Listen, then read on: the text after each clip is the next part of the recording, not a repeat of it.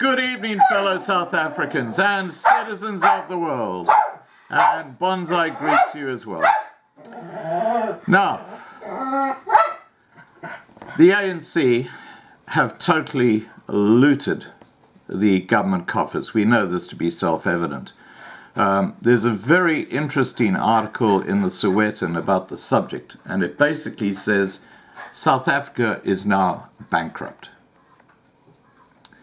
It's official. The South African state is bankrupt. President Cyril Ramaphosa confirmed it 3 weeks ago when he responded to questions in Parliament. Ramaphosa's exact words were, "Our resources are now depleted." In simple terms, this means the government has run out of money. In a normal country, such a statement by the head of state would have at best made national headlines. That it went unnoticed reveals a great deal about our journalists' obsession with the fluff that constitutes the faculty of our daily politics. It also reflects fake news. If you want to understand what it means for a state to run out of money, look at South African Express. It has grounded its planes. Last week it told MPs it is struggling to pay salaries. South African Express is not unique. Employees at Denel are not sure how long their salaries will be paid. Eskom pays salaries from debt. It needs about 70 billion rand for operations and debts, but its revenue is about 30 billion rand. Those who work for government departments must not think that their salaries are safe either. After state-owned companies have been bankrupted, the rot is coming their way. When Zimbabwe collapsed, the financial mess eventually reached nurses and teachers. A collapsing banana republic protects its security forces from salary shortages because politicians know that if they are not paid, the police and the army can use their guns to extract rent from citizens. There was a time in the last days of Robert Mugabe's regime where there were roadblocks across the country, where citizens were expected to pay bribes to the police for every nonsensical small thing. Even today, the police in Zimbabwe are still bribe collectors. Now that South Africa has run out of money, what's next? Ramaphosa says we must start discussing the use of pension funds to finance developmental needs. That is all fancy talk. His call is simple. Now that the ANC comrades have looted the state to its knees, he wants them to raid the pensions of teachers, nurses, cleaners, and the workers.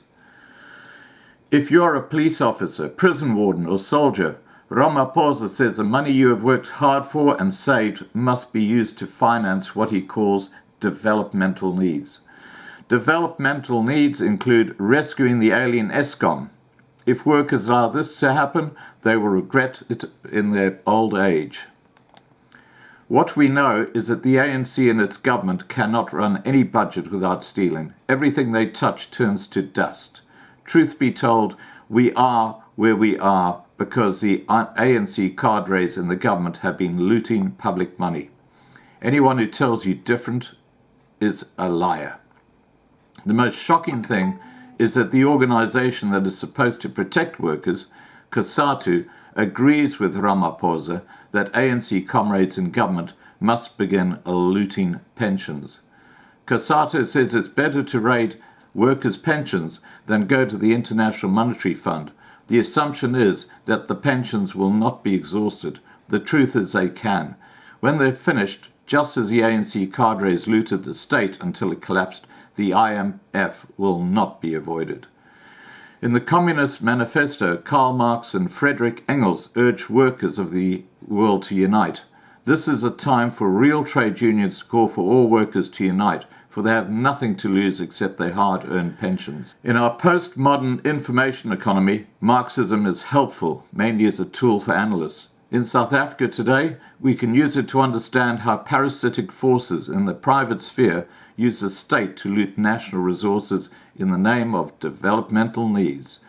Look at Medupi and Kusile to grasp the scale.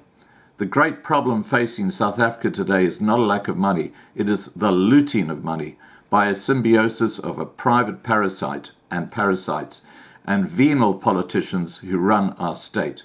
That is why you will not fix the state before you fix our rotten politics.